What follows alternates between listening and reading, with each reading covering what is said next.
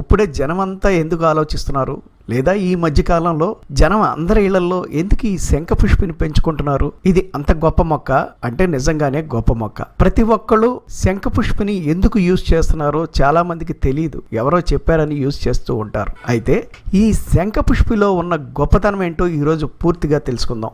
నిద్ర పట్టడం లేదా, మతిమరుపుతో బాధపడుతున్నారా, ఆందోళనలో ఉన్నారా, ఇంకా అనేక రకమైన ఆరోగ్య సమస్యలతో మీరు బాధపడుతూ ఉంటే కొన్ని రోజుల పాటు శంకుపూల తేనేరు అంటే టీలా చేసుకుని తాగితే అన్ని జబ్బులు పోతాయా?